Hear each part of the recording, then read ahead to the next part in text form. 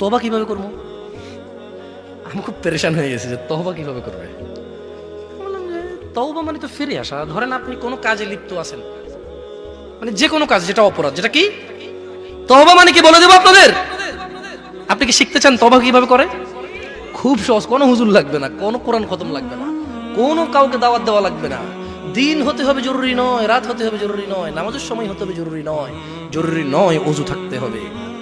তওবা এখন এখানে করা যায়। মানে রিটার্ন।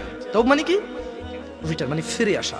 ধরেন একটা লোক জিনা করে, সে বলে যে না আস্তাগফিরুল্লাহ, আল্লাহ আমাকে ক্ষমা করুন, আমি আর জিনা করব না। এই লোক তওবা করেছে। লোক কি করেছে?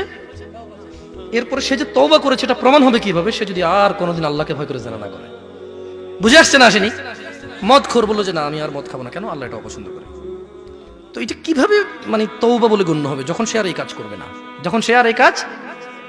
তো শোনো, তোমার রব তোমাকে বলছে ইল্লা মান তাব, তবে যে তওবা করে, ওয়া আমানা ওয়া আমিলা সলিহা, অপরাধ থেকে ফিরে এসে ভালো কাজ কর্ম করে, ফাউলাইকা ইউবাদদিলুল্লাহ, ইয়া আল্লাহ লা ইলাহা ইল্লা আনতা, লা ইলাহা ইল্লাল্লাহ। দেখেন কি রব পেয়েছেন, বেদুয়ার মহিলার পুরুষ। কোরআনটা পড়ো, দেখো কি পেয়েছো, কার থেকে দূরে।